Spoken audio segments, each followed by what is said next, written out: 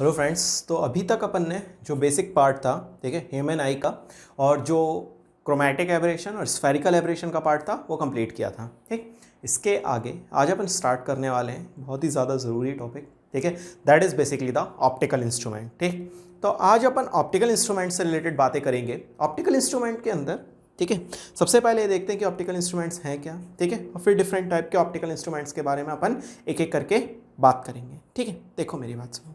Actual में क्या होता है कि जब भी हम किसी ऑब्जेक्ट को देखते हैं, ठीक है, लेट अस सपोज ये हमारा ऑब्जेक्ट है, ठीक है, हम इस ऑब्जेक्ट को देखना चाहते हैं, ठीक है, ये हमारी ह्यूमन आई बॉल है, ठीक है, इसको मैंने आई बॉल कंसिडर किया है। ये आई बॉल जो है, ठीक है, वो मैंने यहाँ पर रखी हुई है। इस आई बॉल पर अपन इस ऑब्जेक्ट को देखना चाहते हैं, हमारी आंख जो है वो इस ऑब्जेक्ट को देखना चाहेगी।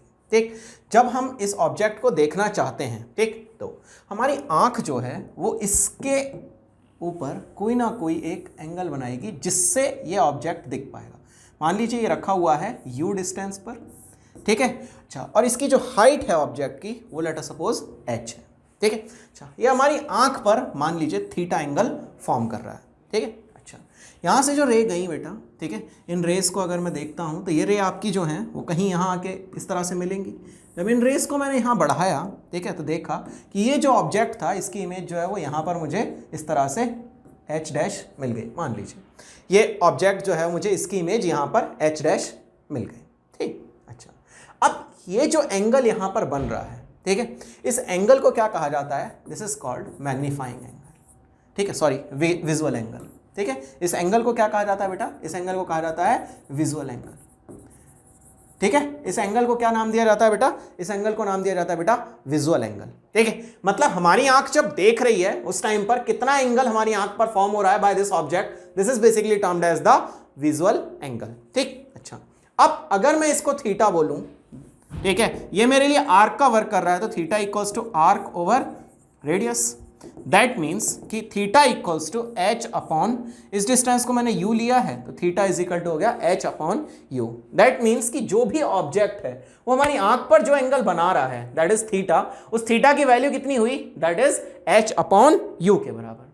ठीक है, अच्छा, सो ये एंगल जो थीटा हमें यहां पर मिला, ठीक है, this theta is nothing but just the visual angle. इस थीटा को ही क्या नाम दिया जाता है बेटा? इसको नाम दिया जाता है विजुअल एंगल। ठीक, अच्छा, अगर मुझसे बोला जाता है कि बेटा थीटा मतलब विजुअल एंगल कैसे बता सकते हैं, तो भैया सिंपल सी बात है कि जितनी ऑब्जेक्ट की हाइट है और जितनी दूर आपकी आंख से रखा हुआ है, ठीक, उसको आप क्या कहेंगे? उसको कहेंगे अपन विजुअल एंगल। ठीक है, अच्छा, अब एक बात बताओ कि जब यहां मैंने विजुअल एंगल निकाल लिया, अब आपसे ये पूछ रहा है कि इस विजुअल एंगल की जो वैल्यू है वो मैक्सिमम कब होगी, मतलब थीटा जो है वो मैक्सिमम कब होगा? तो सिंपल सी बात है बेटा, एक न्यूमरेटर और यहां डिनोमिनेटर। अगर न्यूमरेटर मतलब इस थीटा को मुझे मैक्सिमाइज करना है तो ये वैल्यू छोटी होनी चाहिए। u जितना छोटा होगा, h अपॉन u जो है वो जितना मिनिमम होगा, ठीक है, वही तो हमारा विजुअल एंगल की मैक्सिमम वैल्यू आएगी। ठीक है, सो मैक्सिमम विजुअल एंगल जो होगा वो कब मिलेगा? मैक्सिमम विजुअल एंगल जो है वो तब मिलेगा जब यहां एंगल की जो वैल्यू आएगी, मींस यहां पर जो u की वैल्यू आएगी, मतलब जो ऑब्जेक्ट डिस्टेंस आएगा वो मिनिमम हो जाएगा। अच्छा, अब मिनिमम एंगल की बात करते हैं तो सबसे करीब लेके आंख पे बिल्कुल धर दो यहां लाके, बट ऐसा पॉसिबल नहीं है। क्यों? क्योंकि जैसे ही ज्यादा करीब लाओगे तो इमेज जो है वो ब्लर हो जाएगी। ठीक, अच्छा, तो हमें किस पॉइंट पर मिनिमम रख सकते हैं? दैट मीन्स कि नियर पॉइंट या नियरेस्ट विजन का जो क्लियर विजन का जो पॉइंट है वो कौन सा है? That point is basically D, और उसकी वैल्यू 25 सेंटीमीटर होती है। ये बात आप 2 दिन से मेरे मुंह से सुन भी रहे हैं।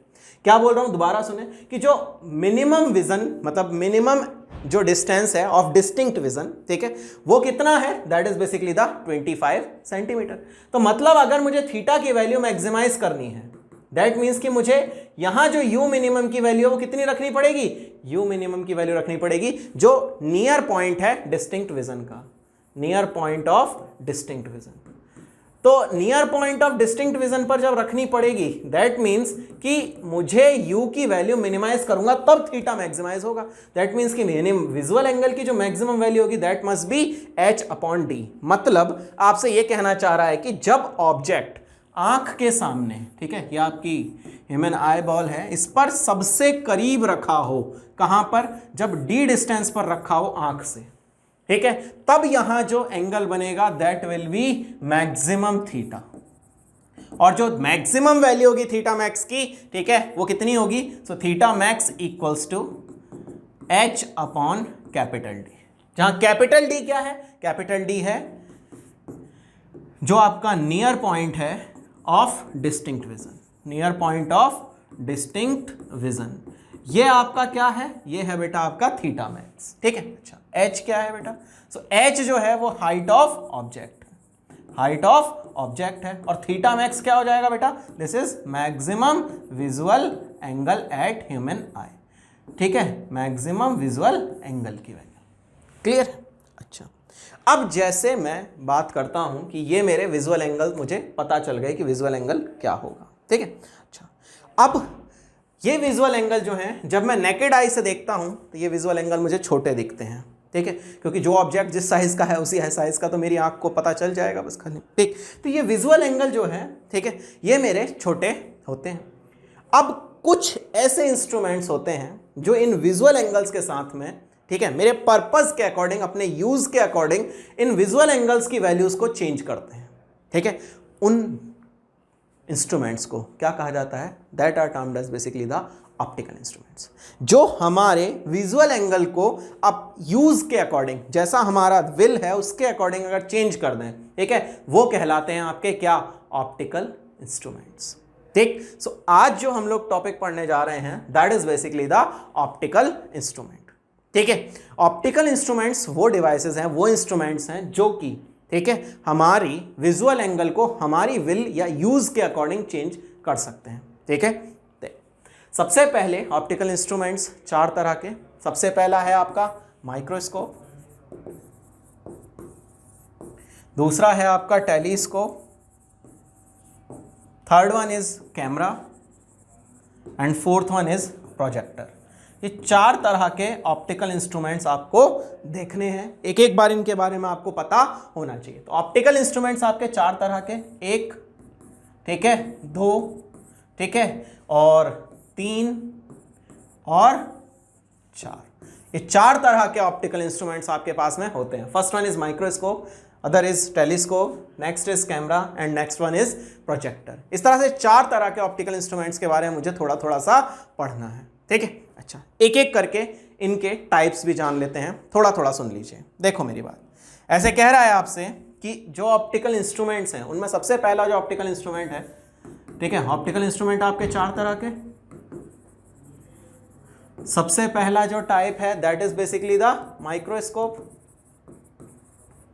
Second one is telescope and third one is camera and fourth one is projector, ठीक है। ये 4 तरह के ऑप्टिकल इंस्ट्रूमेंट्स आपको देखने होते हैं, ठीक। अच्छा, माइक्रोस्कोप 2 तरह का, ठीक है, एक सिंपल माइक्रोस्कोप और एक आपका कंपाउंड माइक्रोस्कोप, ठीक। अच्छा, टेलीस्कोप जो है ये आपके फिर से 2 तरह के, ठीक है। कैमरा भी आपका 2 तरह का, ठीक है। प्रोजेक्टर तो एक ही टाइप का होता है, ठीक है। सो टेलीस्कोप के 2 टाइप्स कौन कौन से हैं वो देखो आप जरा। सो 2 तरह के टेलीस्कोप कौन कौन से? एक तो आपका है एस्ट्रोनॉमिकल टेलीस्कोप और दूसरा है आपका टेरेस्ट्रियल टेलीस्कोप, ठीक। अब ये जो एस्ट्रोनॉमिकल टेलीस्कोप है और टेरेस्ट्रियल टेलीस्कोप है ये फिर से आपके कुछ टाइप्स में डिवाइड होंगे। जैसे एस्ट्रोनॉमिकल टेलीस्कोप जो है वो 3 तरह का, एक रिफ्लेक्टिंग टाइप, एक रिफ्रैक्टिंग टाइप और तीसरा आपका इंफ्रारेड। ये एस्ट्रोनॉमिकल टेलीस्कोप 3 तरह के। इसी तरह से टेरेस्ट्रियल टेलीस्कोप जो है ये फिर से 2 तरह का, ठीक है। एक है आपका टेरेस्ट्रियल टेलीस्कोप बाइनोक्यूलर, ठीक है। एक आपका टेरेस्ट्रियल टेलीस्कोप हो गया आपका बाइनोक्यूलर टाइप का, ठीक है। और दूसरी तरह का जो टेलीस्कोप हो जाएगा आपका, जो टेरेस्ट्रियल टेलीस्कोप है वो आपका हो जाएगा किसके थ्रू?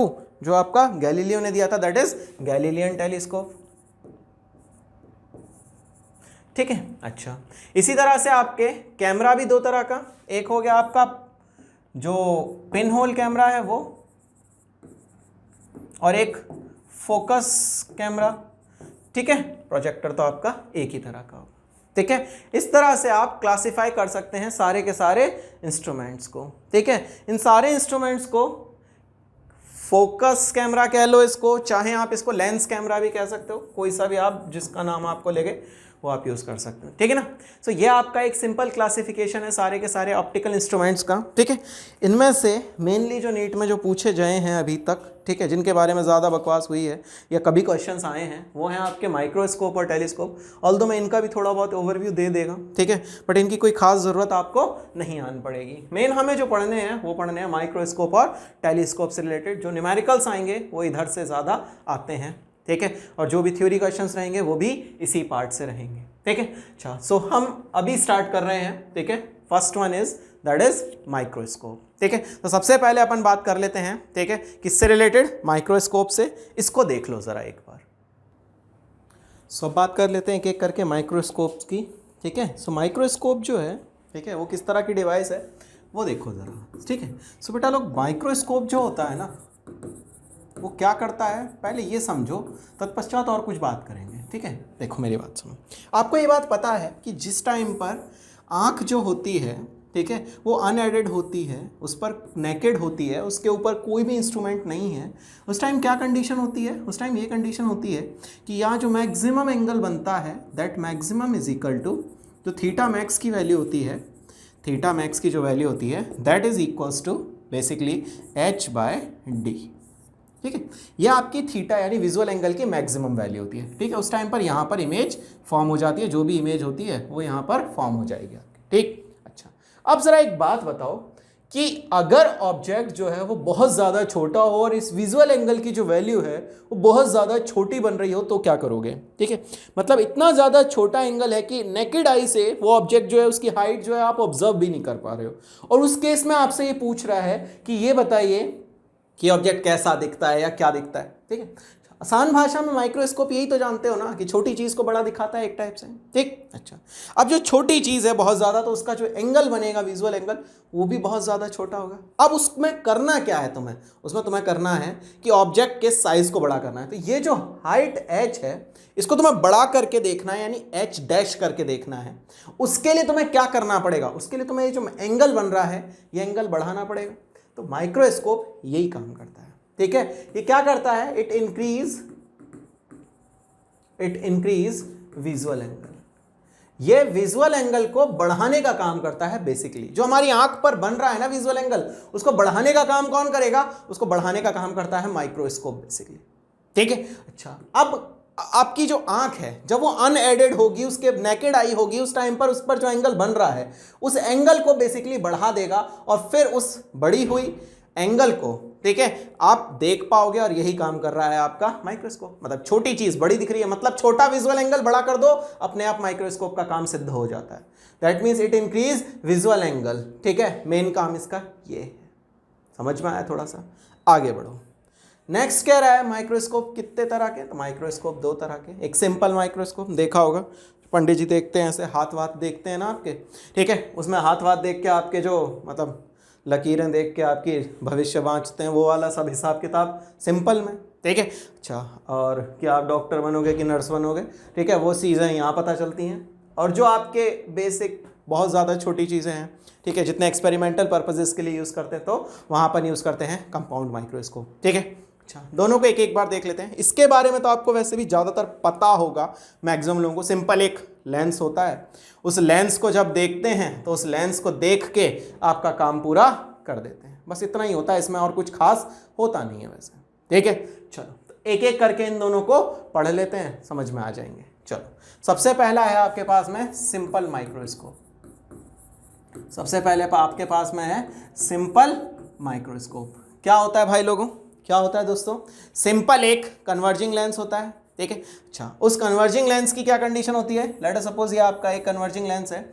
इस कन्वर्जिंग लेंस की क्या कंडीशन होती है कि अगर फोकस और पोल के बीच में कोई आपका एक ऑब्जेक्ट रखा हुआ है, कहाँ कहाँ बोल रहा हूँ, जैसे फोकस और ऑप्टिक एक्सिस जो है इन दोनों के बीच में अगर कोई एक ऑब्जेक्ट रखा हुआ है, यहाँ पर मान लीजिए ये एक आपका ऑब्जेक्ट रखा हुआ है, तो क्या करेंगे, एक पैरेलल रे भेजी तो फोकस से चली गई। ठीक है, एक ऑप्टिक एक्सिस से भेजी तो सीधी चली गई। इन दोनों रेस को पीछे बढ़ाता हूँ, जब इन दोनों रेस को पीछे बढ़ाऊंगा तो क्या होगा बेटा, इसकी एक वर्चुअल इमेज फॉर्म होके मिलती है मुझे। यही तो होता है एक्चुअल में। ये आपका एक ऑब्जेक्ट रखा हुआ है ए बी, कितने डिस्टेंस पर रखा हुआ है, let us suppose it is placed at a distance u। जब इस u डिस्टेंस पर एक ऑब्जेक्ट रखा हुआ है h हाइट का, ठीक है, इसकी इमेज जो है बेसिकली, एक रे ये भेज दी, एक रे ये भेज दी, इधर चली गई, कहां से पास हुई है, फोकस से।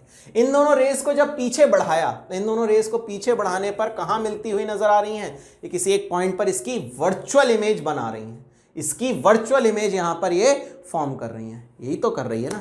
तो ये जो वर्चुअल इमेज इसकी फॉर्म हो रही है ऑब्जेक्ट की, ठीक है, ये वर्चुअल इमेज फॉर्म होने के बाद में आपको क्या लग रहा है कि ये जो ऑब्जेक्ट था ये आपको नहीं दिखेगा, क्योंकि आप तो यहां से देख रहे हो। यहां से आपको क्या दिख रही है, आपको सिर्फ इसकी इमेज दिख रही है। ये जो ऑब्जेक्ट था आपका, इसकी इमेज आपको दिख रही है, तो आपके लिए ये कुछ नहीं है, ये दिखेगा ही नहीं आपको, आपको सिर्फ इसकी इमेज दिख रही है।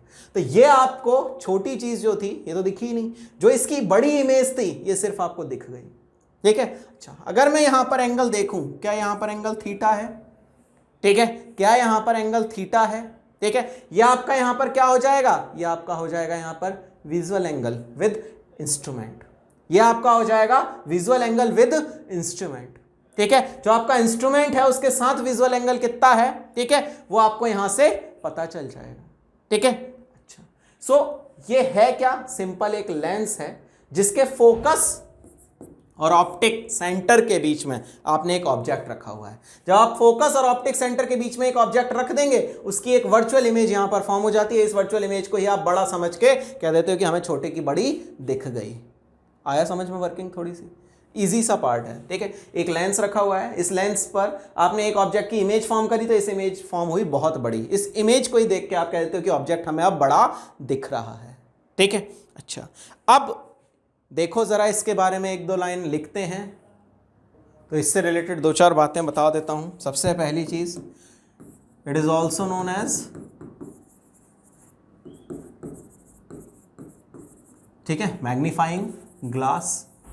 इसको क्या नाम से जाना जाता है, मैग्नीफाइंग ग्लास के नाम से जाना जाता है। पहली चीज है क्या, एक सिंपल कॉन्वेक्स लेंस, या कह सकते हो converging lens, having an object placed between focus and optical center। Optical centre और फोकस के बीच में रखी हुई एक कॉन्वेक्स लेंस है जिसके फोकस और ऑप्टिकल सेंटर के बीच में एक ऑब्जेक्ट रखा हुआ है, ठीक है। अच्छा, image of this object is virtual and erect and on the same side of lens, ठीक है। इसकी वर्चुअल और इरेक्ट इमेज फॉर्म होती है जिस साइड में, on the same side of object, ठीक है। जिधर आपका ऑब्जेक्ट रखा हुआ होता है उसी साइड में इसकी एक इमेज फॉर्म हो जाती है। क्लियर एक बात। अच्छा, और समझ जरा, अगर इसका विजुअल एंगल फाइंड करने की कोशिश करते हो तो इसका विजुअल एंगल कैसे निकलेगा, सिंपल सी बात है, ये आपका एक लेंस है, यहां पर आपका एक ऑब्जेक्ट रखा हुआ है, फोकस और ऑप्टिक एक्सिस के, ऑप्टिक सेंटर के बीच में रखा हुआ है, आपने रेज भेजी, एक रे फोकस से पास कर गई, ठीक है, एक ऑप्टिक एक्सिस से पास कर गई। इन दोनों रेस को आपने जब पीछे बढ़ाया तो पीछे बढ़ाने पर ये कहीं यहाँ मिली, ठीक है। ये डिस्टेंस आपका v हुआ, ये डिस्टेंस आपका u हुआ, ये h और ये आपका h dash. If I want to find this angle theta, तो थीटा की वैल्यू कितनी हो गई, आर्क ओवर रेडियस, यानी h ओवर u, ठीक है। और क्या लिख सकते हैं, h डैश अपॉन v, और लिख सकते हैं h dash upon v। So theta जो हुआ आपका basically it is h upon u और h डैश अपॉन v, ठीक है। यह आपका थीटा हुआ, यानी विजुअल एंगल हुआ with instrument, visual angle with instrument, instrument के साथ में विजुअल एंगल, ये आ गई वैल्यू, ठीक है। अच्छा, और विदाउट एड, ठीक है, यानी नेकेड आई पर विजुअल एंगल कितना था, नेकेड आई से, ठीक है, विजुअल एंगल कितना था। सो विजुअल एंगल की जो वैल्यू थी that is basically theta is equal to h/d, ये अपन पहले पढ़ के आए थे, ठीक है। अच्छा, अब किसी भी इंस्ट्रूमेंट से हमें कितना मैग्निफिकेशन मिला है, ठीक है, किसी भी इंस्ट्रूमेंट से हमें कितना मैग्निफिकेशन मिला है, कितनी छोटे ऑब्जेक्ट को उसने कितना बड़ा कर दिया है, ये हम कैसे पता करेंगे। So it is being given by a term that is called angular magnification, angular magnification, या फिर इसको कहा जाता है मैग्नीफाइंग पावर, इसको कहा जाता है मैग्नीफाइंग पावर, ठीक है। अच्छा, ये क्या हो जाएगी, सिंपल सी बात, m से इसको डिनोट करेंगे, कितना एंगल इंस्ट्रूमेंट के साथ बना और कितना एंगल इंस्ट्रूमेंट के बिना बन सकता था, मैक्सिमम, ठीक है। यानी विजुअल एंगल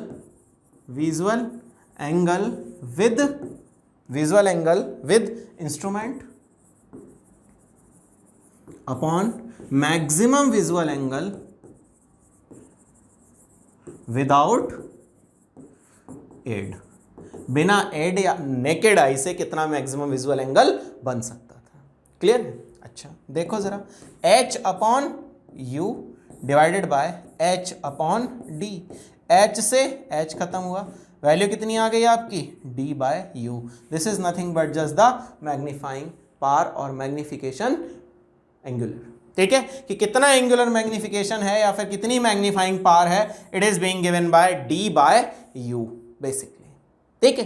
अच्छा, अब ये जो ऑब्जेक्ट डिस्टेंस है, ठीक है, ये आपका अलग अलग जगह पर अगर आप रखेंगे तो आपको अलग अलग मैग्निफिकेशंस की वैल्यू मिलती जाएंगी और उसके बेसिस पर आप मैग्नीफाइंग पावर को डिफाइन कर सकते हैं, ठीक है। सो मैं दो केसेस ले लेता हूं, एक बार लीस्ट डिस्टिंक्ट विजन पर रख देता हूं, यानी जो मिनिमम डिस्टेंस है वहां ऑब्जेक्ट पुट कर देता हूं, और एक बार सबसे दूर ऑब्जेक्ट पुट कर देते हैं, ठीक है। फिर देखते हैं कि क्या क्या हो, मतलब ऑब्जेक्ट आपका पुट करने का मतलब भी समझो ना, है ना, तुम्हारे हिसाब से तो ऑब्जेक्ट यहाँ पुट करूंगा तो u की वैल्यू d के बराबर रख दूंगा, वो नहीं, ठीक है। मैंने बताया था अभी थोड़ी देर पहले, आपको याद हो तो, ऑब्जेक्ट जो है यहाँ पर हमें क्या दिख रहा है, हमें दिख रही है उसकी इमेज, ठीक है। तो जो इमेज बननी चाहिए, ठीक है, वो आपको एक बार क्या बननी चाहिए, कहां बननी चाहिए, d पर, और एक बार इमेज बननी चाहिए इन्फिनिटी पर, क्योंकि हमें जो दिखेगी वो इमेज ही दिखेगी, ठीक है। सो हम उसी के बारे में अब बात करने जा रहे हैं। सो मैं यहाँ दो केसेस ले लेता हूं, ठीक है, एक एक करके इन दोनों केसेस को अब समझ लेते हैं। तो देखो जरा एक बार, सो ऑब्जेक्ट जो है, ठीक है, उसकी पोजीशन और d के रेशियो से हम लोग पता कर सकते हैं कि एंगुलर मैग्निफिकेशन या फिर मैग्नीफाइंग पावर की वैल्यू क्या होगी बेसिकली, ठीक। अच्छा, अब देखो जरा, अब मैं दो केसेस ले रहा हूं। केस फर्स्ट के अंदर में क्या कह रहा है, केस फर्स्ट के अंदर कह रहा है व्हेन इमेज इज एट, ठीक है, f, ठीक है, यानी जो इमेज आपकी बन रही है वो बन रही है आपकी d पर, ठीक है, जो लीस्ट डिस्टिंक्ट विजन का पॉइंट है वहां पर आपकी इमेज अगर फॉर्म हो रही है, तब के केस में आपसे पूछ रहा है कि क्या होगा। सो देखो जरा, ठीक है, फर्स्ट केस में आपसे कह रहा है कि इमेज जो फॉर्म हो रही है it is formed at infinite, वो d, ठीक है। तब देखो जरा क्या हो रहा है, सो देखो 1/v minus 1/u equals to 1/, ठीक है, f, ठीक है। अच्छा, अब देखो जरा कि 1/v की जो वैल्यू है उसको मैंने पुट किया d माइनस 1/-u, ठीक है। अब ये जो d मैंने पुट किया है it is also negative because of same side आपका इमेज फॉर्म हुआ है, इक्वल्स टू 1/f, ठीक है। अच्छा, अब मुझे फाइंड करनी है वैल्यू किसकी, m की, and m equals to d/u basically, ठीक है। पूरी इक्वेशन को d से डिवाइड कर देता हूं, सो d/-d, ठीक है, plus d/u equals to 1/f, ठीक है, d गेट कैंसिल आउट, ठीक है। इस -1 को इधर पुट किया, सो मेरे पास क्या मिला, मुझे मिला d/u इक्वल्स टू 1/f, ठीक है, और ये जो -1 था ये इधर जाएगा तो +1, ठीक है। सो d/u की जो वैल्यू मुझे मिली वो कितनी है, सॉरी यहाँ भी d आएगा, सो d/f + 1, ये वैल्यू मुझे मिली है किसकी, d/f की, that means m equals to d/f + 1, this is the magnifying power when image is at capital D। जब इमेज जो है वो कैपिटल D पर बन रही है, ठीक है, तब जाके आपको ये पता चलेगा कि जब इमेज आपकी कैपिटल D पर बन रही है तो मैग्नीफाइंग पावर आपकी कितनी होगी, ठीक। अच्छा, एक केस, अभी इसको थोड़ा सा और डिस्कस करूंगा, पहले दूसरा केस बता देता हूं, फिर दोनों को एक साथ बताएगा, ठीक है। दोबारा समझो, केस सेकंड क्या बोल रहा है, case second says when image is eight infinite. ठीक है, जब इमेज जो है वो इन्फिनिटी पर है, so v equals to infinite put कर रहा हूं, सो 1/v minus 1/u equals to 1/f। ठीक है, 1/इनफाइनाइट minus 1/u equals to 1/f। दोनों साइड d से डिवाइड करता हूं। ठीक है, ये टर्म आपका 0 हुआ, so minus d/u equals to d/f के इक्वल। ठीक, अब जरा देखो एक बार कि d/u की वैल्यू जो है वो किसके इक्वल आ गई, that comes out to be d/f। u को भी आप नेगेटिव रखोगे, ठीक है, सो ये कैंसिल आउट हो जाएंगे, तो d/u इक्वल्स टू क्या हुआ आपका, d/f के इक्वल। यानी यहां पर जो मैग्निफिकेशन की वैल्यू आई है that comes out to be d/f के इक्वल। ठीक है, अच्छा, अब दोनों केसेस को थोड़ा सा सोचते हैं। ये कह रहा है कि जो इमेज फॉर्म हुई है इसकी वो हुई है इन्फिनिटी पर, और ऑब्जेक्ट जो पुट किया था वो मैंने पुट किया था कहां पर, f पर। अब एक बात बताओ, तुम्हें दिखेगा क्या? तुम्हें तो ये दिखेगा ना जहां इमेज फॉर्म हो रही है, तुम्हें तो ये दिखता है ना जो इन्फिनिटी पर इमेज फॉर्म हो रही है, तुम्हें ये दिखेगा, तो तुम्हारी आंखें जो होंगी वो सबसे कम स्ट्रेन्ड होंगी इस पोजीशन पर। ठीक है, इस position per your eyes will be least strained. आपकी जो आंखें हैं वो लीस्ट स्ट्रेन्ड होंगी इस कंडीशन में। क्यों? क्योंकि आप सबसे दूर वाली चीज देख रहे हो, विच इज एट इन्फिनिटी। आप देख रहे हो एक चीज, देखो यहां पर ऐसे कह रहा है आपका कि ये केस है, ठीक है, ये आपका आईबॉल है। इस आईबॉल के केस में आपसे ये कह रहा है कि जो ऑब्जेक्ट है वो यहां कहीं रखा हुआ है, ठीक है, और इसकी जो इमेज फॉर्म हो रही है it will be at infinity. ये जो इमेज फॉर्म हुई है वो कहां पर हुई है, इन्फिनिटी पर इमेज फॉर्म हुई है। ठीक है, जब इमेज इन्फिनिटी पर फॉर्म होगी, ठीक है, तब क्या होगा बेटा लोग, ये केस। ठीक है, एक पैरेलल रे भेजी, ठीक है, इधर चली गई, इधर से एक ओ से रे भेजी, यहां चली गई, और इमेज बनेगी आपकी एट इन्फिनिटी। ठीक है, इस केस में आंखें जो होंगी वो लीस्ट स्ट्रेन्ड होंगी। ठीक है, यहां पर आपने अपना लेंस जो है उसको पुट किया है इस तरह से। समझ में आया थोड़ा बहुत या नहीं आया, ये बात बताओ जरा। ठीक है, अच्छा, सो ये आपकी एडेड आई, यानी जिसमें इंस्ट्रूमेंट आपका रखा हुआ है, उस इंस्ट्रूमेंट के बाद में आप देख रहे हो and you are seeing this image. ठीक, अच्छा, सेकंड केस में क्या है, एक केस में आपका यह है कि जो इमेज बन रही है it is formed at capital D. जब इमेज कैपिटल डी पर बन रही है, ठीक है, सो उस केस में आपका जो ऑब्जेक्ट रखा हुआ है वो कहां रखा हुआ है, वो आप देख सकते हैं, किसी एक यू पोजीशन पर आपका ऑब्जेक्ट रखा हुआ था। तब जाके जब सबसे करीब में आपकी इमेज बन रही है तो यहां पे आंखें जो होंगी वो मैक्सिमम स्ट्रेन्ड होंगी, सबसे ज़्यादा स्ट्रेन होगा आंखों पर, तब जाके आंखें जो हैं वो आपकी सबसे ज़्यादा लोड के साथ में किसी ऑब्जेक्ट को देखेंगी, and that will be the case for least strained eyes. ठीक है, तो ये दोनों केसेस से रिलेटेड आप क्वेश्चंस देखिएगा, इनसे रिलेटेड क्वेश्चंस पहले भी आए हैं, आगे भी पूछे जाएंगे, तो इसको थोड़ा सा दिमाग में आप रखिएगा कि किस तरह से इनको करना है। ठीक है, अच्छा, और देखते हैं। तो आपको ये बातें दोनों समझ में आई, इसमें लीस्ट स्ट्रेन रहेंगी आइज, ठीक है, और इसमें मैक्सिमम स्ट्रेन रहेंगी आइज। ठीक है, this will be the maximum possible value of, ठीक है, एम। ये मैक्सिमम वैल्यू होगी जो पॉसिबल है हो सकती है एम की। ठीक है, एंड एक बात, दो तीन छोटी छोटी सी बातें और ध्यान रखनी है रिलेटेड टू एमपी। ठीक है, क्या है उसको समझो ज़रा। देखो, सबसे पहली बात कि जो मैग्नीफाइंग पावर होती है, ठीक है, ठीक है, इसकी कोई यूनिट नहीं होती, हैज़ नो यूनिट्स। ठीक है, और ये जो पावर है, ठीक है, जो लेंस की पावर आपने निकाली थी इन डायोप्टर, उससे डिफरेंट है। ठीक है, ये डिफरेंट थिंग है, इससे पूरी तरह से अलग चीज़ होती है। ठीक है, सो मैग्नीफाइंग पावर जो आप यहाँ पर फाइंड कर रहे हो it is completely different from the power जो कि आपने लेंस में यूज़ की थी। ठीक है, इसकी यूनिट डायोप्टर नहीं होगी। मैग्नीफाइंग पावर जो है वो एक यूनिटलेस क्वांटिटी है, इसकी कोई यूनिट नहीं होगी। एक बात। अच्छा, दूसरा पॉइंट याद क्या रखना है इससे रिलेटेड, दूसरा पॉइंट ये याद रखना है कि जो मैग्नीफाइंग लेंस आपने यूज़ किया है ना, ये मैग्नीफाइंग लेंस जो होता है ना, ये हर ऑप्टिकल इंस्ट्रूमेंट का एक इंपॉर्टेंट पार्ट है। ये जो मैग्नीफाइंग लेंस आपने यूज़ किया है, ठीक है, ये एक इंपॉर्टेंट पार्ट है किसका, मैग्नीफाई, जितने भी इंस्ट्रूमेंट्स हैं उन इंस्ट्रूमेंट्स का एक इंपॉर्टेंट पार्ट है। ठीक है, आईपीस नाम से एक लेंस लगा हुआ होता है। ठीक है, आईपीस नाम से एक लेंस लगा हुआ होता है इन एवरी माइक्रोस्कोप। ठीक है, चाहे आपका कंपाउंड माइक्रोस्कोप हो, चाहे आपका सिंपल हो, कोई भी माइक्रोस्कोप हो, उसकी जगह पर आप ये मैग्नीफाइंग लेंस ही यूज़ करेंगे। ठीक है, जो आपने ये मैग्नीफाइंग लेंस यूज़ किया है ना यहाँ पर सिंपल माइक्रोस्कोप, वो आईपीस या फिर ऑक्यूलर जो है उस फॉर्म में हर जगह यूज़ किया जाएगा इन एवरी माइक्रोस्कोप, ठीक है, और इन टेलीस्कोप ऑल्सो, ठीक है, कुछ कुछ टेलीस्कोप्स में और बाकी माइक्रोस्कोप्स में भी ये यूज़ होगा, ठीक। अच्छा, तीसरी बात, एमपी का जो फार्मूला बना है उसके अंदर जो स्मॉल एम का जो फार्मूला बना है उसके अंदर आपने देखा होगा कि एफ के इन्वर्सली प्रोपोर्शनल आ रही है। दैट मीन्स कि अगर वेवलेंथ बढ़ती है तो फ्रीक्वेंसी जो फोकल लेंथ है वो भी आपकी बढ़ेगी, तो जो एम की वैल्यू है इट विल डिक्रीज।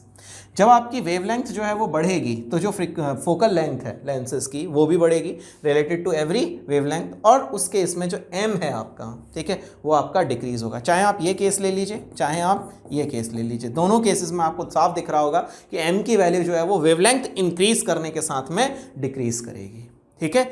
ये बात आपको दिमाग दिल में बसा के रखनी है, ठीक। अच्छा, तो ये एक पॉइंट है बहुत छोटा सा जिसको आपको ध्यान रखने का है, ठीक है। अच्छा, अब आगे बात करते हैं, ठीक है। ये आपका सिंपल माइक्रोस्कोप का पार्ट था, ये लगभग आपको समझ आया होगा, ठीक। अच्छा, अब मैं आपसे बात करने जा रहा हूँ रिलेटेड टू कंपाउंड माइक्रोस्कोप। वो एक ज़रूरी पार्ट है, इंस्टीड ऑफ दिस वन उससे क्वेश्चंस ज़्यादा रहते हैं, तो थोड़ा सा उसको समझने की कोशिश कीजिएगा। देखो सर, नेक्स्ट बताने जा रहा हूँ मैं रिलेटेड टू कंपाउंड माइक्रोस्कोप। है इस कंपाउंड माइक्रोस्कोप का भी थोड़ा सा ध्यान रखेंगे, ठीक है, ज़रूरी टॉपिक है, ठीक है, इससे क्वेश्चंस रहते हैं ज़्यादातर, दैट्स वाई इसको ध्यान रखना है। देखो मेरी बात सुनो, कंपाउंड माइक्रोस्कोप के अंदर क्या होगा, ठीक है, जैसे वहाँ पर एक लेंस लगा हुआ था, ठीक है, जिसको आईपीस का नाम दिया गया था, यहाँ पर दो लेंसेज होंगे, ठीक है, एक लेंस, दोनों कन्वर्जिंग लेंस होंगे, ठीक है, दोनों लेंस आपके कन्वर्जिंग लेंस होंगे, ठीक है। जो आपका आँख के पास होगा that is basically the eyepiece lens, ठीक है, और जो ऑब्जेक्ट के करीब होगा that is basically the objective lens. यहाँ पर बेसिकली दो लेंसेज होंगे, एक ऑब्जेक्टिव होगा और एक आपका जो लेंस होगा वो आईपीस होगा, ठीक है। आईपीस जो है वो वही लेंस है जो कि आपने मैग्नीफाइंग लेंस के अंदर यूज़ किया था, ठीक है, दोनों कन्वर्जिंग लेंस होंगे। इसकी फोकल लेंथ को मैं ले लेता हूँ, कंसिडर कर लेता हूँ FO है, इसकी फोकल लेंथ जो है वो FE है। साफ दिख रहा होगा कि FO की वैल्यू जो है वो FE से छोटी है, इसका अपर्चर भी छोटा है और इसकी फोकल लेंथ भी कम है। इसका अपर्चर और फोकल लेंथ जो है वो इसके रिस्पेक्ट में ज़्यादा होगा, बाकी दोनों जो हैं वो कम फोकल लेंथ के ही लेंसेज होंगे, ये बात ध्यान रखना है, ठीक है। सो दीज बोथ आर, ठीक है, टू कन्वर्जिंग,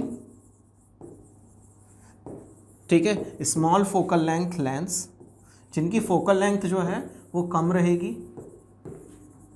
ठीक है। अच्छा, जो आईपीस है, ठीक है, इसकी फोकल लेंथ रिलेटिवली FO के ज़्यादा होगी, ठीक है। जो अपर्चर है, aperture of FO is less than aperture of FE के अपर्चर से FO का अपर्चर जो होगा वो का मतलब ऑब्जेक्टिव का जो अपर्चर है वो कम होगा, और आईपीस का जो अपर्चर होगा वो, यहाँ पर आप आंख लगाएंगे अपनी, ठीक है, जिस भी ऑब्जेक्ट को आपको देखना है, और यहाँ पर आपका जो ऑब्जेक्ट है वो पुट किया जाएगा, यहाँ पर आपका ऑब्जेक्ट जो है वो पुट किया जाएगा, ठीक है, और यहाँ कहीं इनके बीच में आपको इमेज फॉर्म होगी, यहाँ पर फाइनल इमेज फॉर्म होगी, ठीक है, जो फाइनल इमेज आपको गेन होनी है, ठीक। तो दो चार छोटी छोटी बातें ध्यान रखनी है, क्या, दोनों कन्वर्जिंग लेंसेज हैं, ठीक है। कन्वर्जिंग लेंस के बाद में, ठीक है, इसको हटा देते हैं, इसकी अभी कोई खास ज़रूरत नहीं है।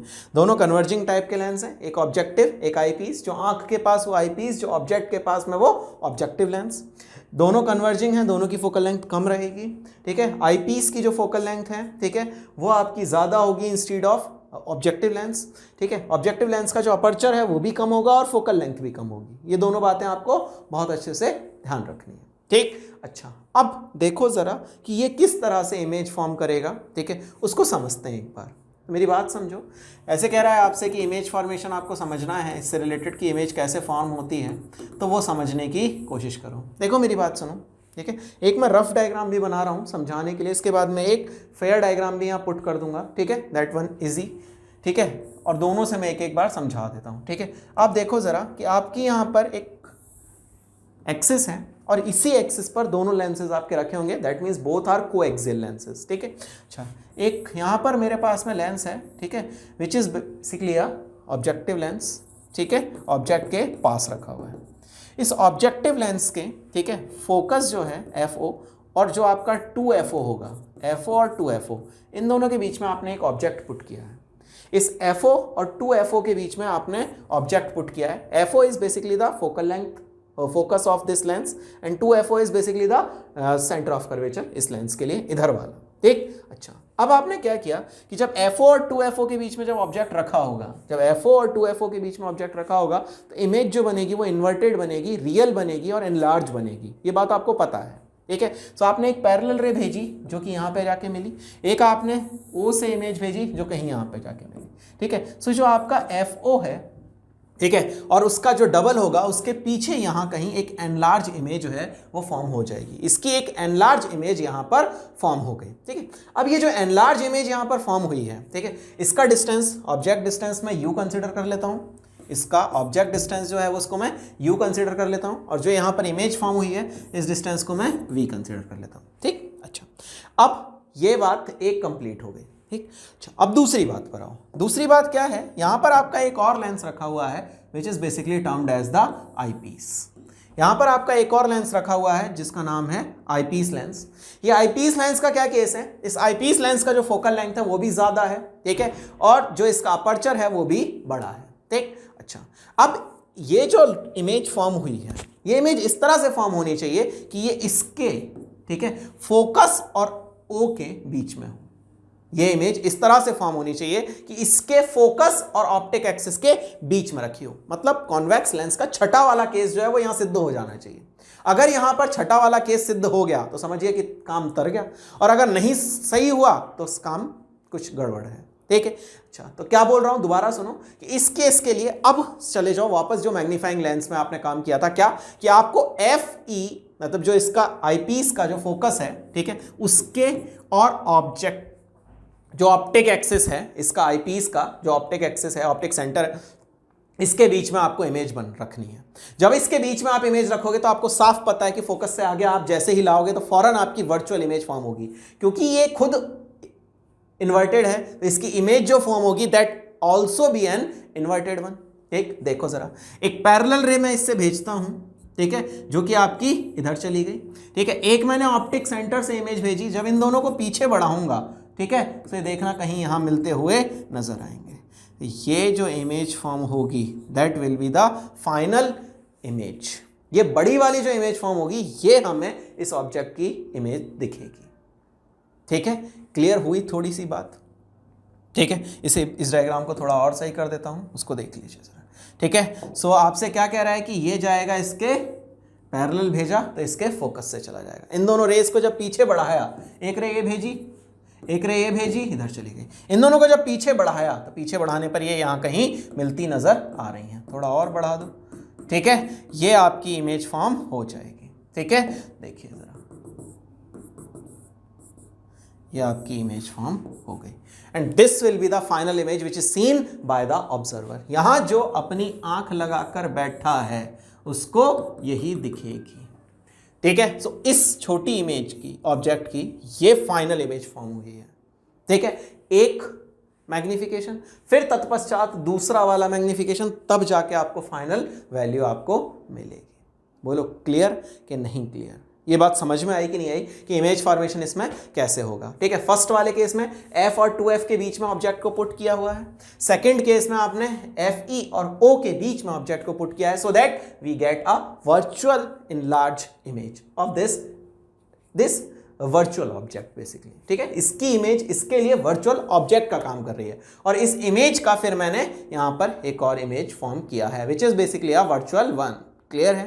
अच्छा, इतनी बात अगर इमेज फॉर्मेशन से समझ में आई है, ठीक है, तो अब मैं आगे बता देता हूं इससे रिलेटेड चीज़ों को। देखो ज़रा एक बार, अब इसकी मैग्नीफाइंग पावर से रिलेटेड एक दो छोटी छोटी बातें कर लेते हैं। इसको समझो ज़रा कि इसकी मैग्नीफाइंग पावर जो होगी उसके लिए यहाँ पर थीटा बन रहा है। ये जो ऑब्जेक्ट था आपका H, इसकी जो इमेज फॉर्म हुई है H डैश, इसके बेसिस पर, और यहाँ जो ऑब्जेक्ट है क्या इसके बेसिस पर ही मुझे पता चलेगा कि इसकी जो मैग्नीफाइंग पावर क्या होगी। ठीक है, सो अगर मैं यहाँ पर बात करता हूँ, ठीक है, तो इसका जो विजुअल एंगल है, इस विजुअल एंगल की जो वैल्यू हुई वो कितनी हुई, H, ठीक है, अपॉन UE की जो इमेज है, ठीक है, वो आईपीस से कितनी दूर पर रखी हुई है उसको मैंने UE डिस्टेंस ले लिया। ठीक है, अच्छा, और जो आपका मैक्सिमम विजुअल एंगल है विदाउट एड, ठीक है, maximum visual angle without aid वो कितना होगा, that is basically H by capital D, ठीक है। और ये निकली है, सॉरी ये एच डैश था, H dash upon U E, ठीक। अच्छा, अगर अब मैं एमपी की बात करता हूं यानी मैग्नीफाइंग पावर की बात करता हूं, that is basically the theta upon theta naught, यही फार्मूला अभी तक पढ़ा हुआ है। थीटा की वैल्यू जो आई है that is H dash upon U E divided by H by capital D, ठीक है।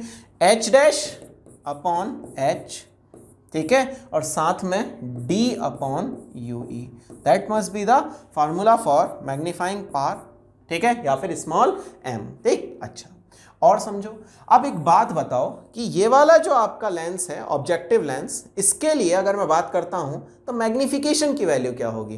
तो इसके लिए अगर मैं मैग्नीफिकेशन की बात करता हूं तो देखना जरा, ठीक है। सो मैग्नीफिकेशन फॉर ऑब्जेक्टिव लेंस, ठीक है। ऑब्जेक्टिव लेंस से अगर मैं मैग्नीफिकेशन की बात करता हूं तो क्या आएगा वो समझो जरा।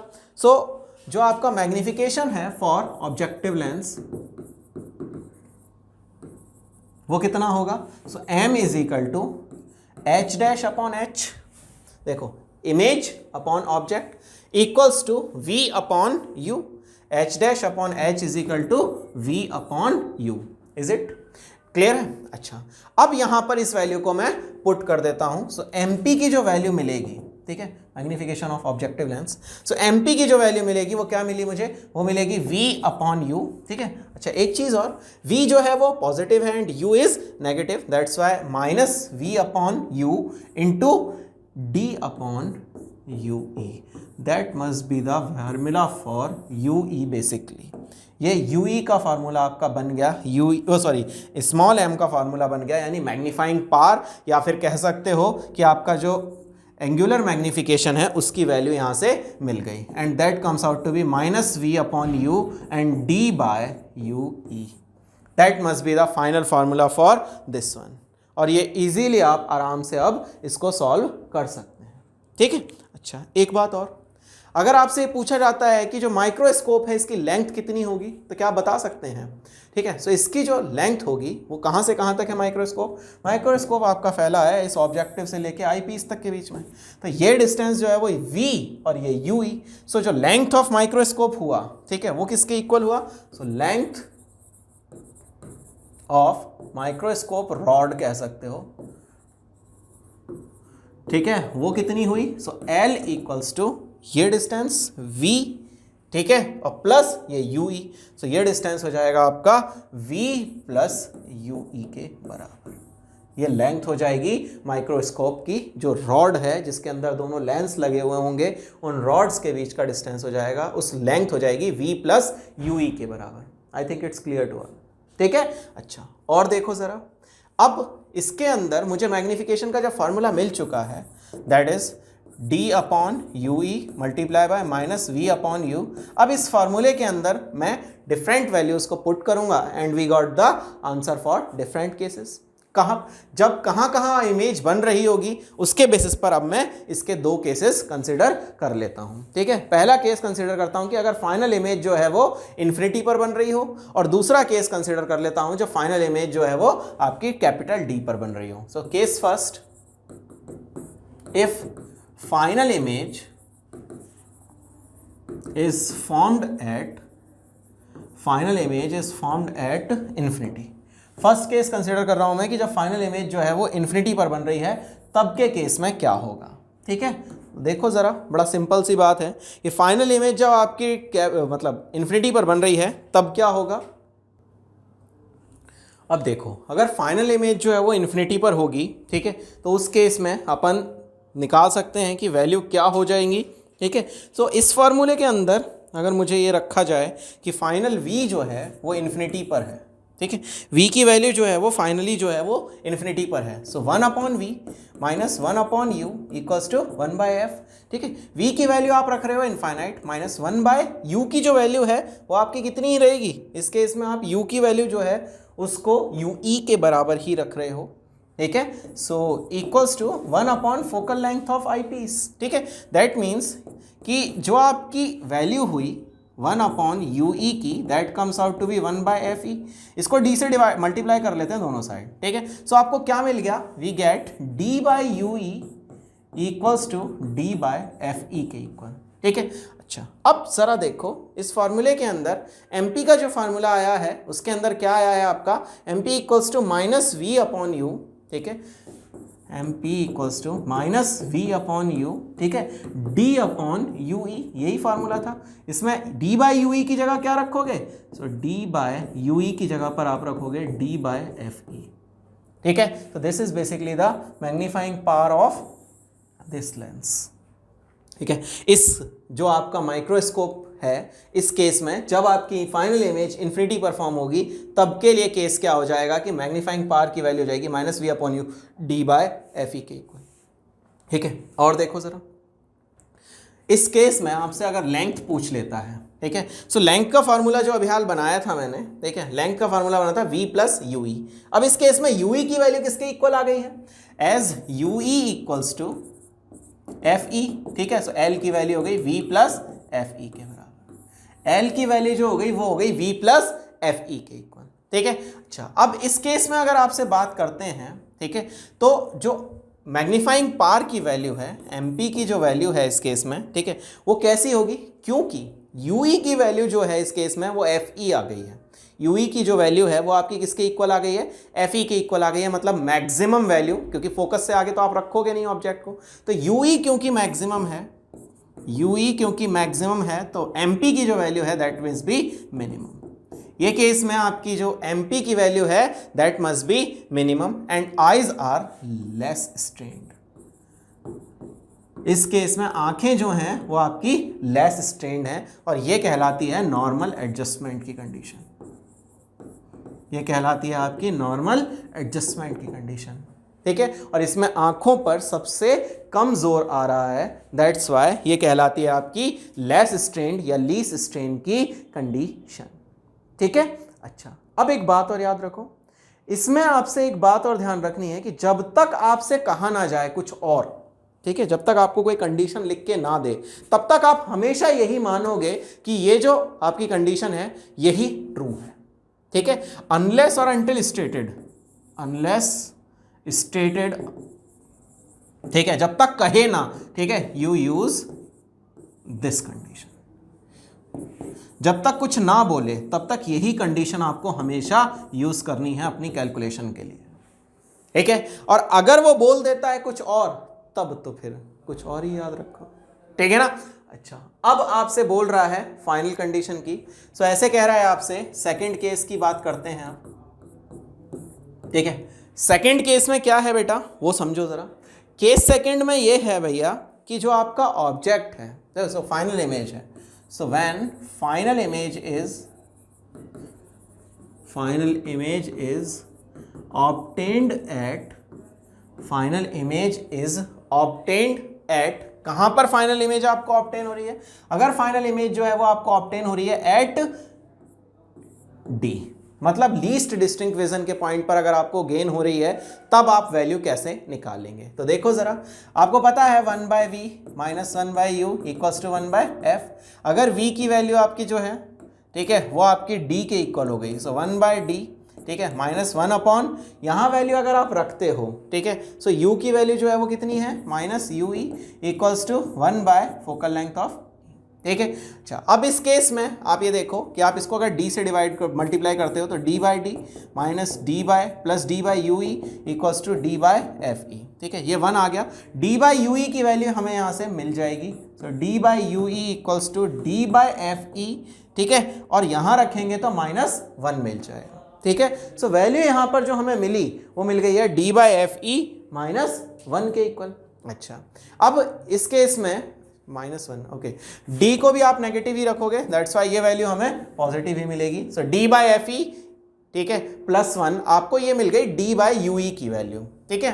अच्छा, क्योंकि जो d है, ठीक है, वो भी इसी तरफ है जिधर आपका ऑब्जेक्ट रखा हुआ है, दैट्स वाई आपको ध्यान रखना है। अच्छा, अब d बाई यू ई मुझे मिल गया, सो mp की वैल्यू कितनी हो जाएगी, सो mp की वैल्यू जो हो जाएगी that comes out to be minus V upon U, ठीक है, into d by F E plus 1, that comes out to be the value for mp in this case. इस केस में जो mp की वैल्यू है, ठीक है, वो हो जाएगी आपकी किसके इक्वल, देख लीजिए, इसकी वैल्यू हो जाएगी माइनस v अपॉन यू, ठीक है, and 1 plus D upon F E के इक्वल, ठीक है। और इस कंडीशन में पर्टिकुलरली बात करते हैं, सो यूई जो होगा, ठीक है, वो आपका मिनिमम होगा और एमपी की जो वैल्यू होगी that comes out to be maximum and eyes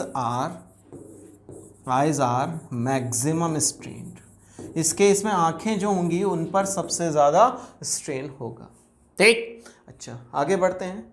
next condition आपसे क्या बोल रहा है, इससे रिलेटेड लेंथ की बात भी कह रहा है कि ये बताओ इसमें लेंथ ऑफ माइक्रोस्कोप रॉड क्या होगी। तो जो माइक्रोस्कोप है उसकी रॉड जो है उसकी लेंथ जो होगी that comes out to be v plus U E. अब इस केस में यूई की जो वैल्यू मिली है वो मिली है 1 plus D by F E के बराबर, ठीक है। यहाँ पर यूई की वैल्यू 1 प्लस, इसको उल्टा करना पड़ेगा, ठीक है। तो इस केस में जो यूई की वैल्यू मिली है, ठीक है, यहाँ यूई की वैल्यू अलग से लिख लेता हूँ क्योंकि 1 बाय यूई की वैल्यू जो मिली थी वो 1 बाय एफ ई प्लस 1 मिला था, ठीक है। 1 बाय एफ ई प्लस 1 मिला था, ये आपको यूई की वैल्यू इस केस में मिल रही थी ना ना ना ना, ठीक है। ये इधर रखोगे तो 1 by U E equals to plus 1 by D, ये वैल्यू मिली थी। तो इसको ज़रा देख लेते हैं। तो यूई की जो वैल्यू हो गई that comes out to be F E D upon F E plus D के इक्वल, ये पुट करते हैं यहाँ पर, ठीक है। So that comes out to be, ये आपको वैल्यू यहाँ पर पुट करनी पड़ेगी। तो वैल्यू आपने रखी है D E F upon D E plus F E plus D, F E plus D के बराबर, ठीक है। अच्छा, इन दोनों को जब आप ऐड करेंगे then you get the value for length of microscope tube, ठीक है। इस केस में आपको लेंथ मिल जाएगी जो माइक्रोस्कोप ट्यूब है आपकी, ठीक है। अच्छा, इस केस में m की जो वैल्यू मिली है दैट इज जो मैग्निफिकेशन पावर है, मैग्नीफाइंग पावर है, that will be maximum while the object जो है आपका ui, ठीक है, it will be at minimum distance, ठीक है। और जो आइज हैं that will be in the maximum strained condition. इस केस में आपकी आंखें जो होंगी वो सबसे ज़्यादा स्ट्रेन्ड कंडीशन में होंगी, ठीक है। तो आपसे इससे रिलेटेड सिर्फ दो ही तरह के क्वेश्चंस होंगे, एक तो आपका मैग्नीफाइंग पावर से रिलेटेड बात करेगा या फिर आपसे लेंथ ऑफ जो जो आपका माइक्रोस्कोप ट्यूब है उससे रिलेटेड बात करेगा। तो ये दोनों चीज़ों को आपको थोड़ा सा ध्यान रख के करना है, ठीक है। अच्छा, और करो और समझते हैं एक दो इससे रिलेटेड न्यूमेरिकल्स। ये क्वेश्चन करते हैं इससे रिलेटेड। देखो ज़रा, आपसे कह रहा है, क्वेश्चन सेज कि a person having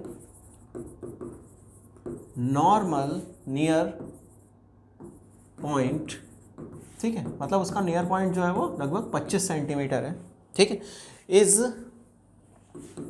reading a book, ठीक है, with a convex lens of focal length, convex lens of focal length 5 centimetre, ठीक है। अब आपको ये बताना है कि जो इसका मिनिमम एंगुलर मैग्निफिकेशन होगा वो कितना होगा और जो इसका मैक्सिमम एंगुलर मैग्निफिकेशन होगा, ठीक है, वो कितना होगा। ये बातें आपको दोनों बतानी, ठीक है। मतलब एक बुक है जो कि उससे 25 सेंटीमीटर पर रखी हुई है, आपको ये बताना है कि 5 सेंटीमीटर के लेंथ से, मतलब एक मैग्नीफाइंग लेंस है उसके पास, उस मैग्नीफाइंग लेंस से जो जिसकी फोकल लेंथ 5 सेंटीमीटर है उसको कितनी मैग्निफिकेशन मिनिमम मिल सकता है और मैक्सिमम मैग्निफिकेशन उसको कितना मिल सकता है, ठीक है। अच्छा, अब एक बात बताओ कि मिनिमम मैग्निफिकेशन उसको कब मिलेगा, क्योंकि आपको पता है कि जो मैग्निफिकेशन की पावर है, स्मॉल m की जो मैग्नीफाइंग पावर की फॉर्मूला होता है वो होता है आपका d बाय, ठीक है, यूई के बराबर, ठीक है, d बाय यूई के बराबर। यानी जब यूई की वैल्यू जो है वो मिनिमम होगी तब m की वैल्यू जो है वो मैक्सिमम होगी, and when ui is maximum, ठीक है, तब आपको m की वैल्यू जो है वो मिनिमम मिलेगी। यही बात आपको पता है बिल्कुल आराम से। अच्छा, अब ui की जो मिनिमम वैल्यू हो सकती है, ठीक है, वो तो हमें फाइंड करनी ही पड़ेगी, लेकिन मैक्सिमम वैल्यू तो हमें इजीली पता है ना।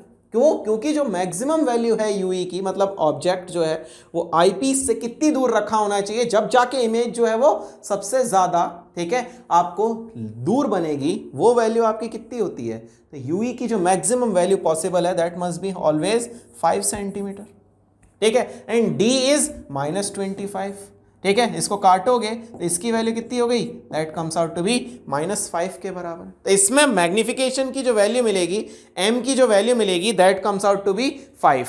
बोलो हाँ या ना, ये बात समझ में आई कि नहीं आई? इसमें तो कोई परेशानी नहीं होगी, ठीक। अच्छा, अब आगे बात करते हैं। नेक्स्ट कंडीशन आपसे क्या कह रहा है? नेक्स्ट कंडीशन कह रहा है कि u की जो मैक्सिमम वैल्यू होगी, mp की जो मैक्सिमम वैल्यू होगी वो कब आएगी, ठीक है। सो mp की जो मैक्सिमम वैल्यू आएगी वो कब आएगी, जब आपका u जो है वो मिनिमम होगा। और u मिनिमम कब होता है, ठीक है, u मिनिमम तब होता है बेटा, जैसे इस केस में v की वैल्यू क्या थी, इन्फिनिटी थी, ठीक है। इस केस में v की वैल्यू क्या थी, इन्फिनिटी थी। इस केस में v की वैल्यू, ठीक है, मुझे पहले फाइंड करनी पड़ेगी, उसके अकॉर्डिंग मुझे ue जो है वो मिनिमम पता चल पाएगा कि ue की जो मिनिमम वैल्यू है वो कितनी होगी। तो देखो ज़रा, 1/f equals to 1/v minus 1/u, ठीक है। f की वैल्यू आपको दे रखी है -5 इज इक्वल टू 1/v, मुझे फाइंड करना पड़ेगा। -1/u कितना है, 25, ठीक है। इसको अगर मैं सॉल्व करूंगा, ठीक है, फोकल लेंथ पॉजिटिव है, ठीक है, इसको अगर मैं सॉल्व करूंगा तो मुझे क्या वैल्यू मिलेगी, सो 1/v इक्वल्स टू 1/5, ठीक है। इसको अगर मैं u की वैल्यू आपने 25 रखी हुई है, ठीक है, इसको अगर मैं वैल्यू को फाइंड करता हूं तो मुझे कितनी वैल्यू मिल जाएगी, that comes out to be 1/25। इसको सॉल्व करता हूं तो एलसीएम 25, 5 + 1 6/25। ये मुझे v की जो वैल्यू मिली, that comes out to be 25/6 के इक्वल। जब 25/6 के इक्वल जब मुझे वैल्यू यहाँ पर मिल जाएगी, ठीक है, तब मैं क्या करूँगा उसको समझो ज़रा। अच्छा, इसमें u भी पॉजिटिव रहेगा, ठीक है, इधर लाऊंगा तो प्लस में आएगा तब, ठीक। अच्छा, अब आपसे ये कह रहा है कि v की वैल्यू जो है वो आपको मिल गई है 25/6 के इक्वल, ठीक है। 25/6 के इक्वल जब वैल्यू मिल गई है तब आपको u की वैल्यू जो इस केस की v होगा वो यहाँ ue मिनिमम होगा, यहाँ पर आप रख दीजिए। तो 25/6 काट पीट, ये वैल्यू आ गई आपको 6। तो m की मैक्सिमम वैल्यू होगी 6 और m की मिनिमम वैल्यू जो होगी दैट इज बेसिकली द 5, ठीक है। m की जो मैक्सिमम वैल्यू होगी that must be 6 and m की जो मिनिमम वैल्यू होगी that comes out to be 5। ये वैल्यूज आपको एज आंसर मिलेंगी। बोलो ये बात क्लियर है, ठीक है। तो ये सिंपल क्वेश्चन था जिसके अंदर आपको ये पता करना था कि वैल्यू आपकी कितनी आ जाएंगी। अच्छा, m की वैल्यू पॉजिटिव नेगेटिव दोनों हो सकती हैं, ठीक है, इसमें कोई खास दिक्कत की बात नहीं है, ठीक। ये मत सोचना कि खाली पॉजिटिव आएगी नेगेटिव, क्योंकि वो -5 था नीचे, इसलिए वैल्यू जो है वो आपकी सेम आ गई थी। चलो आगे बढ़ता हूँ और समझो ज़रा क्वेश्चन को। एक क्वेश्चन और देख लेते हैं। सो नेक्स्ट क्वेश्चन क्या है आपका, नेक्स्ट क्वेश्चन देखिए ज़रा। क्वेश्चन सेज कि एक आपका कंपाउंड माइक्रोस्कोप है बेसिकली, ठीक है। The focal length of objective lens, ठीक है, एंड आईपीस। जो ऑब्जेक्टिव है और जो आईपीस है आपके, ठीक है, उनकी जो फोकल लेंथ है इज 2 सेंटीमीटर एंड 5 सेंटीमीटर, ठीक है। एक की 2 सेंटीमीटर है और एक की 5 सेंटीमीटर है, ठीक है। And the distance between them, and the distance between them, उन दोनों के बीच का जो डिस्टेंस है इट इज 20 सेंटीमीटर, ठीक है, वो है आपका 20 सेंटीमीटर, ठीक है। अच्छा, आपसे पूछ रहा है, ठीक है, आपसे क्वेश्चन के अंदर ये बात बोल रहा है कि फाइंड द पोजीशन ऑफ, ठीक है, आपसे बोल रहा है कि उस पोजीशन को फाइंड करो, ठीक है, जब आपका ऑब्जेक्ट जो है वो रखा जाए। Find the position of object from objective lens, objective lens से कितनी दूर पर आपका ऑब्जेक्ट रखा हुआ है, so that final image is formed at, final image जो है वो फॉर्म्ड हो कहां पर, it is formed at 25 centimetre, ठीक है, वो 25 centimetre from the eyepiece, 25 centimetre from the eyepiece. जब आईपीस से 25 सेंटीमीटर पर इमेज बने, और इसी केस में आपको एमपी भी बताना है कि मैग्नीफाइंग पावर जो होगी वो कितनी हो जाएगी। देखो यहाँ पे एक बहुत अच्छी हिंट दे दी है क्वेश्चन ने क्या बोला है वो समझो जरा। उसने कहा है कि distance between objective and eyepiece, ठीक है, इसका मतलब क्या हुआ, इसका मतलब ये हुआ कि लेंथ जो है वो हमें दे दी गई है, ठीक है। किसकी लेंथ, माइक्रोस्कोप की जो ट्यूब है उसकी लेंथ उसने दे दी। उसने आपको VO plus UE VO plus UE की वैल्यू 20 सेंटीमीटर दे दी है, बट इनके साइन के बिना दी है, क्योंकि वैल्यू जो है वो सम में होती है विदाउट साइन, ठीक है। अच्छा, दूसरी बात, उसने VE की जो वैल्यू है उसको लिख दिया है -25 सेंटीमीटर। VE जो है वो इसी साइड बनता है आईपीस के, दैट्स वाई VE जो है वो मैंने 25 सेंटीमीटर यूज कर लिया, ठीक। अच्छा, ये दो इंफॉर्मेशन इस क्वेश्चन के अंदर दे रखी हैं, और FE और FO की वैल्यूज जो है वो आपको 2 और 5, FO की वैल्यू 2 और FE की वैल्यू जो है वो 5 दे रखी है, ठीक है। FE की वैल्यू जो है वो आपको 2 दे रखी है और FE की वैल्यू 5 दे रखी है। FO 2 और FE 5। मैंने बताया था कि ऑब्जेक्टिव लेंस जो है उसकी फोकल लेंथ कम होगी और आईपीस की जो फोकल लेंथ है वो ज़्यादा होती है, ठीक। अच्छा, अब ज़रा सोचो, आपसे पूछ रहा है कि ऑब्जेक्ट जो है वो ऑब्जेक्टिव लेंस से बेसिकली कितनी दूर रखा हुआ था, ठीक है। लेंस फार्मूला यूज़ करते हैं। So 1/FE is equal to 1/VE minus 1/UE, ठीक है। VE की वैल्यू आपको दे रखी है, FE की वैल्यू आपको दे रखी है। आप यहां से क्या फाइंड करेंगे? आप यहां से फाइंड करेंगे कि UE कितना होगा, ठीक है। सो 1/FE कितना रखेंगे आप? FE की वैल्यू आपको दे रखी है 5 इक्वल्स टू 1/VE की वैल्यू आपको कितनी दे रखी है? सो VE की वैल्यू जो आपको दे रखी है दैट इज गिवन एज -25, ठीक है, -1/UE, ठीक है। इसको इधर पटकते हैं। सो 1/5 प्लस 1/25 इक्वल्स टू -1/UE, ठीक है। इसको जब सॉल्व करेंगे तो ये कितना आ गया? 25 5 प्लस 1 इक्वल्स टू 1/UE, ठीक है। यहाँ से UE की वैल्यू जो आपको मिल गई that comes out to be -25/6। मतलब इतनी दूर पर आपका ऑब्जेक्टिव लेंस जो है उससे ऑब्जेक्ट आपका रखा हुआ था, यानी UE की वैल्यू आ गई आपके पास में कितनी? -25/6। अच्छा, अब इसे देखो जरा, ये वैल्यू आपको दे रखी है VO plus UE equals to 20 centimetre. तो यहां से जब UE मिल गया तो VO निकाल लोगे, तो VO की वैल्यू कितनी हो गई? VO की वैल्यू हो गई 20 -25/6। कितना आ जाएगा? That comes out to be 95/6। 120 - 25 95/6। ये वैल्यू आपकी आ गई किसकी? VO की। मतलब कितनी दूर पर ऑब्जेक्टिव लेंस से इमेज बन रही है। जब ऑब्जेक्टिव लेंस से इमेज आ गई, FO आपको गिवन है, FO की वैल्यू कितनी है? 2 सेंटीमीटर। अब आप इजीली UO की वैल्यू निकाल सकते हैं। दोबारा से लगा दीजिए फार्मूला, 1/VE वो VO plus 1/UO equals to 1/FO 1/UO, ठीक है। हमें फाइंड करना है VO की वैल्यू कितनी दे रखी है? 95/6, ठीक है, प्लस 1/UO, ठीक है, इक्वल्स टू 1/2, ठीक है। इसको सॉल्व कर लेते हैं। सो 1/UO की जो वैल्यू आ गई that comes out to be 1/2 minus 6/95। इसको सॉल्व कर लेते हैं, ठीक है। इस वैल्यू को अपन सॉल्व कर लेते हैं तो वैल्यू कितनी आ जाएगी वो देखो जरा। सो ये आ गया आपका 95 और ये 190, ठीक है। इसको सॉल्व करेंगे तो 95, ठीक है, और इसको माइनस करेंगे तो 95 2 8 12 आ गया। That means 1/UO equals to 95 - 12/190। इसको सॉल्व करोगे तो कितना आ गया? That comes out to be 83/190। ये वैल्यू आ गई आपकी किसकी? 83/190 वैल्यू आ गई आपकी 1/UO की, ठीक है। ये वैल्यू आपको मिली है 1/UO। अब 1/UO जब आपको मिल गया दैट मीन्स कि UO की वैल्यू आ गई 190/83 सेंटीमीटर, ठीक है। इतनी दूर आपका ये ऑब्जेक्ट जो है वो इससे रखा हुआ था। इस वैल्यू को अगर सॉल्व करोगे, ये माइनस में थी, तो ये वैल्यू अगर आप सॉल्व करोगे that comes out to be -2.3 के लगभग, मुझे एग्जैक्ट वैल्यू नहीं याद है इसकी, ठीक है। -2.3 centimetre from the objective lens इसको पुट किया जाएगा, ठीक है। अच्छा, अब आपसे दूसरी चीज क्या पूछी है इसमें? आपसे इसके अंदर जो दूसरी चीज पूछी है that is basically the magnifying power. तो मैग्नीफाइंग पावर का जो फार्मूला होता है M इक्वल्स टू, वो कितना हो जाता है? मैग्नीफाइंग पावर का फार्मूला था आपका VO/UO minus VO/UO into 1 plus, ठीक है, D/FE, ठीक है। इसको सॉल्व कर लेते हैं। माइनस VO कितना निकला था बेटा?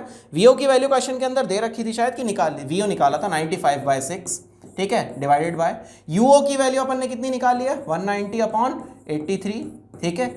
अच्छा, इंटू 1 प्लस D की वैल्यू जो है वो आ गई आपकी 25 और FE की वैल्यू थी आपकी 5 के बराबर, ठीक है। इसको सॉल्व कर लीजिए। जब इसको सॉल्व करेंगे तो आपको कुछ कट पिट के मिल जाएगा, 83/3 इंटू 1 प्लस 5, है ना। सॉल्व करना है इसको टू कुछ, इसको सॉल्व करोगे जब, सो मैग्नीफाइंग पावर की जो वैल्यू मिलेगी that comes out to be, ये नेगेटिव है तो -41.5 के अप्रॉक्स आपको वैल्यू मिलनी चाहिए। आप इसको कैलकुलेट करके देख लीजिएगा।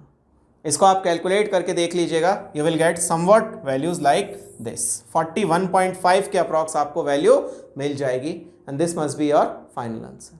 ठीक है, m की वैल्यू आपको 41.5 के अप्रॉक्स मिलनी चाहिए। ठीक है, so that's all for this day. ठीक है, आज के लिए इतना बहुत है, कल आगे का करते हैं। Bye bye.